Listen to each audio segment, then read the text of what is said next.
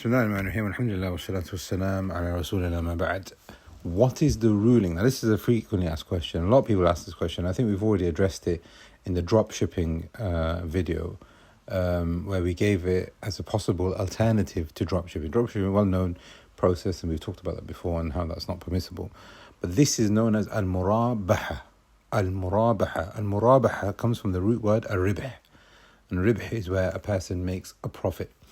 So how does this work? As in a profit developing scheme, a person becoming an agent? How does it work?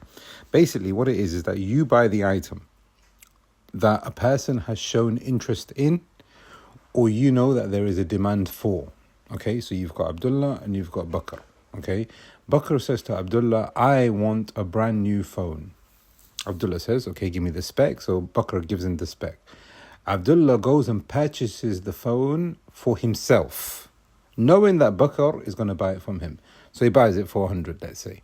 Then he goes to Bakr and he says, look, here's your phone, £130. I want to charge you £130 for the phone. He doesn't necessarily need to tell him that this is the profit that I'm making, etc. But this is now known as al-Murabah, where the person now has a client and he discloses to the client that I can get you the item for an X amount. Would you still be interested? And this is something which is known with the ulama as Murabaha, and this is permissible, but the ulama have given conditions. Number one, that the person who is the agent, who is the person selling the item, takes full ownership. So let's go back to our situation between Abdullah and Bakr. Bakr says to Abdullah, I want a phone. Abdullah says, okay, I'll get you the phone. But what he then does is he gets it delivered directly to Bakr. That's not permissible. La tubi' ma laysa indak. The Messenger of Allah said, do not sell what you do not have in possession of. So you need to now become the owner of the item that it is that you want to sell, and then you sell it over to that person that you want to sell it to. Now there's two ways of doing this. Either you become and we did this in the dropshipping one as well, I remember. Either you become the owner, so you get the phone, or you go to the person who is selling the phone. So you go to the phone shop and you say, look, I've got a customer for you. How much commission would you give me? 10%, 20%, 50%? Whatever you agree. Then you bring Bakr over, or you send Bakr over to the shop, and then he sells you sells Bakr the phone, and then you get the commission for it. So there's two ways of the Murabaha. Either you are an agent or you are the seller yourself. So condition number one, if you are the seller yourself, you take ownership. Condition number two, if you are an agent, the commission percentage must be known. Condition number three, that there are no down payments. So Abdullah can't say to Bakr, listen, okay, I'm going to get you the phone, but you need to pay X amount as a down payment. And the view of many of the ulama is that this is not allowed, because this locks the customer into something that he might not necessarily, there has to be an element of risk for the seller as well as the buyer. Because the buyer now doesn't know what he's going to get necessarily. So you can't lock him in that. Likewise, the seller thinks he's got a customer, and even if he thinks there's a very strong possibility that the customer will still be there, he still has to take ownership of it himself, and whatever Allah subhanahu wa ta'ala then decrees for him. Therefore, you cannot take a down payment to lock the customer in. However, some of the ulama from the contemporaries have said, listen, now we're not talking about phones anymore. We're talking about where there is a real threat, especially with the turbulence that we live in today with wars and what else you have. Then we also then have to factor in the fact that some of these transactions that we are making now are very well prized and expensive and high value items. So what do we do then if we've got a customer or client or company or corporate company who's, not necessarily going to stick to their word, etc.? Because remember, this is an agreement, not a contract. And this is what we're saying here, is that you're not locking them in a contract. But you've got an agreement. You've got a verbal agreement in which where the buyer and the seller can both just walk away from it. So with this, the ulama, some of the contemporaries have said that there is something which is known as ad-darar al-fi'li. Ad-darar al-fi'li, meaning that there is an actual possible severe harm. We're talking about like now cargo and high value items. Some of these agreements are worth a lot of money. So they have then said that it is permissible for you to take a deposit for the purpose of, number one, safety. You are not taking it for any other reason. You are securing yourself with an amount where you feel that you can probably cover or recover some potential loss if you've gone through all the trouble in trying to get this item for your customer, but the customer then is not able to fulfill the verbal agreement. So they have said, number one, is for the purpose of covering, and this is a safety deposit. Number two, that the seller doesn't actually use the deposit. It is more of a rahan and some kind of collateral that he is using in order for him to have for safe value. And if he doesn't need it, he then deducts it or returns it. Number three, that the seller has to be realistic on what he charges for the deposit. So if we're talking about a multi-million transaction, right? Let's say it's £1 million, for example. I know that's not multi-million, but let's just say it's a 1 million transaction on a house, for example, right? All of the problems that he could then envisage taking place, he puts a relatively close value to that, and that's what he charges. He doesn't charge based on percentage. He doesn't charge based on, anything else. It has to be realistic. And then number three, from the conditions of charging down payments, and this is, like I've said, some of the ulama have rejected this still, whereas others have had this discussion, where they have said that it has to be within the Majlis al-Aqd. Now, what we mean by the Majlis al-Aqd is that this is the period of negotiation. The period of negotiation could be 1 hour, it could be 1 year, where the seller says to the buyer, listen, we are interested. Sorry, the buyer says to the seller, we are interested in buying this house, for example. Would you be able to provide it for us? Seller goes away. Either he's an agent, remember, or he buys the house for himself. Remember, we just talked about that in condition number one. Then within that period now, all of that now is known as the Majlis al-Aqd, where they are still negotiating, nothing has been said, no handover has taken place, and they are still discussing terms and conditions for the trade. If any one of them then say, listen, we're going to conclude and we are going to buy it, then that's it, khalas, no more down payment. We are now going ahead with the actual transaction. Or if the other one turns away and says, listen, we're not interested anymore, where they're making a fusk of the agreement, and in that scenario then no down payment can be taken. So now here, when we're talking about down payment, many of the ulama have said no, there is no such thing, because the essence of al-Murabaha is that the person is either an agent or he's a seller and he has to take that risk himself. Or others have said, listen, we have to be a bit more realistic in the world that we live in today, especially when we talk about high value and lucrative transactions which could cause problems, and especially if both parties are happy to give the down payment, then that is an issue where the scholars have looked into. So that's condition number two, no down payments. Number three, now this is very important, and this is what actually happens in certain Islamic finance markets, and it is something which happened it's been happening for centuries. Okay, let me give you an example of this.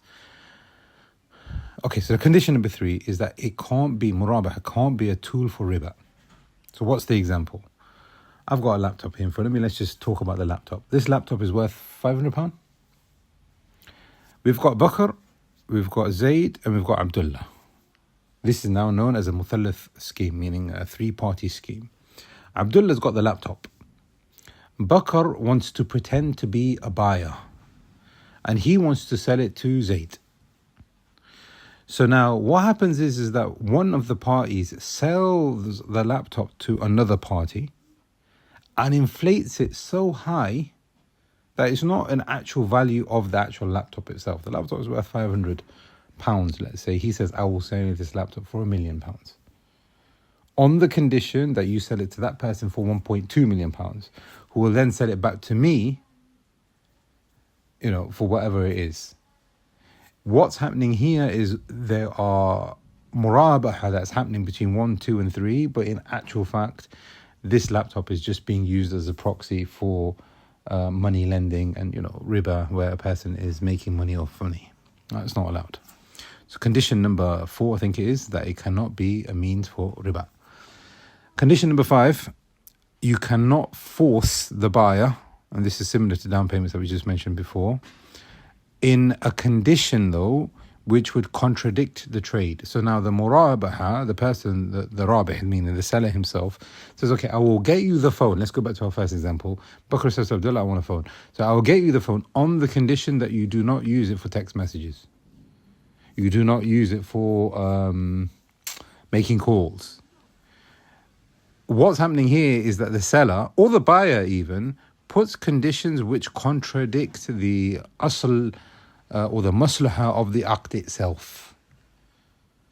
On the condition that you sell it back to me. This is an example of the muthallith, or ina even. Abdullah sells it to Bakr on the condition that he sells it back to him a year later with a deflated price. He's basically benefited with a loan. So now here, in this condition, the ulama have said that you can't force and put conditions on a contract which goes against the actual maslahah of the contract. And if a person studies trade, they will know this kind of like already. I'll sell you my car on the condition that you don't drive it. I will get married to you on the condition that we don't have children. This is the asl of why a person would want to get married or buy a car, for example. And this goes against the very essence of the contract. So the ulama have said that these ilzamat, these ways of forcing and putting conditions which make it difficult for the buyer and the seller are not permissible. Condition number 6, that the price must be known, so that the price doesn't fluctuate. So now Bakr says to Abdullah, I want a phone, right? How much are you willing to spend on your phone? £130 is my price. Bakr agrees.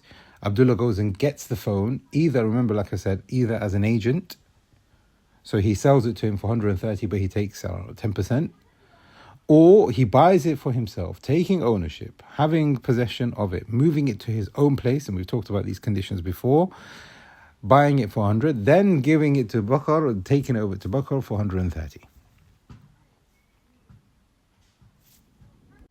Okay.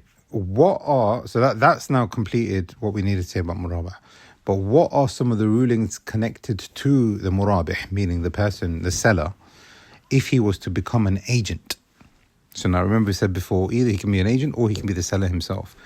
What are some of the rulings connected to him being an agent? Number 1, if, like we said before, if he is an agent, he has to have a fixed percentage or a salary, but he can't put a fixed price on it. That's because he's an agent. Yeah? Okay, so now Bakr wants to buy the phone from Abdullah. Bakr says, I'm willing to spend £130 on a phone. Abdullah goes to his supplier and he says to the supplier, listen, I've got a customer for you. He's going to pay £130 for the phone that you're selling there. He's agreed. This is the spec. This is what he wants. I want a percentage, 10%, 20%, 30%, 50%, whatever you agree. Or I want a fixed salary from you, who is the person who is actually selling the item. So I'm getting you customers, give me £100 a month. I'm getting you customers, give me £500, whatever it might be. Yeah. But what he can't say is, here's the customer, and I want £20 per phone, £30 per phone. Right? And there are reasons for that, which we won't get into right now. With this, we then understand that there is a difference between Murabaha and a person selling what he doesn't possess, if he is an agent. If he is an agent, he doesn't possess it. That's because he is working on behalf of somebody else. However, if he is not an agent, so he's selling the phone to Bakr, Abdullah must take possession of it. Why? Because he is the one who's making total profit for himself. He's not getting paid anymore. Okay. Condition number 2 for the agent is that if he is going to be an agent, then he doesn't invest his own capital. It's because he's selling on behalf of somebody else. If the two are now mixed, then there are mixing rulings, and this is not permissible. These are from the conditions, or the second condition of being an agent. Third condition is that if he is an agent, then he still needs to provide a guarantee to the customer. However, that guarantee will not be from himself, it will be from the person who is actually selling the item. If he is the one that is selling the item, then he is the one that provides the guarantee. I think that makes sense, right? Number 4, from the conditions of being the agent, is that the stock is possessed by the person who is the agent. Meaning, he doesn't take possession of it because he doesn't necessarily need to, but because he is the agent, he has to now make sure that the item reaches the customer, or that the customer comes to the seller himself. That's the whole essence of him being an agent. So the ulama have put this as a condition. If he's not doing his job, then he's not fulfilling the conditions. And from the conditions of being an agent is that he is to sell a description and not the item itself. Okay, Abdullah says to Bakr, I can get you the phone, here's the spec, Either I'll get you the phone, I'll bring it to you tomorrow, or you go to the shop directly, whatever agreement that he's got with the person who's selling the item. This is Abdullah here. Because he is selling the description, he is not selling the item. And this is one of the biggest differences between selling what you don't have and being an agent, because the person is not actually selling what he doesn't have possession of. Right. So that's some of the masail connected to being an agent. There are a number of masail that ulama have talked about when it comes to Murabaha and selling in installments. Okay, let's go back to Bakr and Abdullah. Bakr wants to buy the phone from Abdullah for 130, but he can't afford to spend 130. So what he's going to do is he's going to spend £10 a month for the next 13 months, paying in installments. Is that permissible or not? And the answer to that is yes. However, look what happens now here is that, say you're buying a car. Let's make it a bit more realistic. You go buy a car. Who's the owner of the car whilst you're still paying off the installments? Now, what happens in a lot of financial structures is that you do not become the owner until the final payment has been made, or at some point in the contract where the seller will determine. Now, Islamically, that's not permissible. Bakr has gone to Abdullah to buy the phone. Bakr now becomes the owner of the phone, but he has a debt that is owed to Abdullah. Abdullah cannot say, that's still my phone, because he sold the phone. And that's why the ulama have said that, number one, when it comes to selling in installments, whether it's Murabaha or not really, any kind of installment selling, the person who has bought the item becomes the owner, and the amount that is due and outstanding, that is a loan or a dain which remains on his head. Okay, so the deeds are transferred immediately to the house, to the car, wherever it might be. With that, we then also learn that the ulama have talked about that repossessing an item is not permissible. I buy a house from a building society, let's say, for example, right? 1 month, 2 months goes by, I've not made any payments. The building society, what happens in this country is then they will repossess the house and then they will sell it and then etc. But Islamically, you can't do that because this is now my house. And this is what happens with cars, this is what happens with other things where they will send the bailiffs over. Islamically, that's not permissible. So that's one thing when we're buying and selling in installments. Another thing when it comes to installments, though, this is when the person is the murabih, meaning he is the one that is making the ribh. If the person is buying the item for himself, he needs to make sure that the payment has been made in full, or that he takes that responsibility from the seller for himself. He can't ship it onto Bakr or anyone like that. So now, for example, Bakr is buying the phone from Abdullah. Abdullah goes to the seller of the actual phone itself, and he says, look, I'm a customer, I want to buy this phone. How much is it going to cost? £100. He cannot say, okay, I'm buying it from you for 100, but if anything goes wrong, go to Bakr directly. You can't do that. Because he, Abdullah here now, is the person who is making the ribh. That accountability lies on Abdullah now. Okay? So either he pays in full, or he takes the complete responsibility of the item and then sells it on to Bakr. If he is an agent, Abdullah has to make sure that he is not buying the item himself, because he's an agent. Now, here the ulama have said Abdullah can buy some of it, so he can have some kind of partnership with the actual seller himself. So let's go back to our situation. Let's go back drawing board here. Bakr says to Abdullah, I want to buy a phone. Bakr says, I've got £130 budget. Abdullah goes to the person who's selling the phone and says, listen, I've got a customer for you, but I've got £50 myself. Or let's say I've got £65 myself. I will give you 65. You put 65 from yourself, and we 50-50 the percentage, the profit. What do you think about that? Sorry, it's not 65, it's 50-50, isn't it? The phone is worth 100. So I've got 50, you've got 50, I will give you 50, and we will 50-50 percentage of the profit. You get £15, I get £15. What do you think about that? The ulama have said because he is an agent, he's not allowed to do that. However, they have said if it is beyond a half, he is no longer an agent. If it's under a half of the actual total of the transaction, then it's permissible for him to do that. The Malikiya have gone to a maximum of a third. So he can't invest, basically what we're saying here is that the agent cannot invest his own capital, which is beyond half, and like I said, some of the scholars have said a third, because then he would no longer be an agent, and then he needs to take that responsibility himself. If it's less than a third, if it's less than a half, then there is no harm in that. He can still be an agent as well as being a partner. So these are from some of the rulings of Al-Murabaha, where the person, so now in a nutshell, what we're basically saying here, and we've talked about some of the masail, which are quite detailed, but just to simplify it once more, is that if a person is saying, I want to buy an item. So he goes to his friend and he says, will you buy that item for me?